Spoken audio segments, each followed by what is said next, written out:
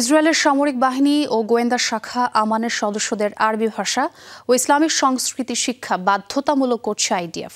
মধ্যপ্রাচ্য থেকে আরও বেশি গোয়েন্দা তথ্য সংগ্রহে ভাষাগত জটিলতা দূর করতে নতুন এই সিদ্ধান্ত নেওয়া হয়েছে। নির্দেশনা অনুযায়ী প্রতিটি আইডিএফ সেনা ও গোয়েন্দা বিভাগে কর্মরত সদস্যদের জন্য বিশেষ প্রশিক্ষণের ব্যবস্থা করা হবে।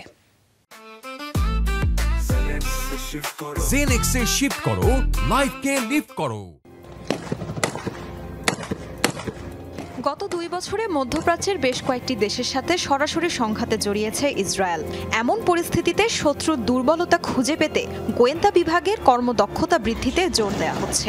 সামরিক বাহিনী ও গোয়েন্দা সংস্থাগুলোর কাঠামোতে বড় ধরনের পরিবর্তন আনার সিদ্ধান্ত হয়েছে। 7 অক্টোবর ইসরায়েলের ভূখণ্ডে হামাসের হামলায় স্পষ্ট হয়েছে ইসরায়েলের গোয়েন্দা ব্যর্থতা। তাই আরও বেশি পরিমাণে গোয়েন্দা তথ্য সংগ্রহের জন্য এজেন্টদের আরবি ভাষা ও ইসলামী সংস্কৃতি শেখা বাধ্যতামূলক করার নির্দেশ দেওয়া হয়েছে।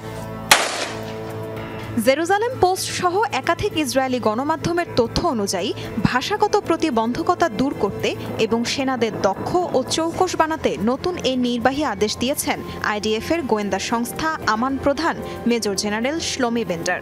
আদেশ মোতাবেক আগামী বছরের মাঝে সমস্ত গোয়েন্দা সদস্য ও আইডিএফ সেনাদের বাধ্যতামূলকভাবে শিখতে হবে আরবি ভাষা ও ইসলামী সংস্কৃতি। শতভাগ আমান সদস্যদের নিতে হবে ইসলামী সংস্কৃতি বিষয়ক শিক্ষা।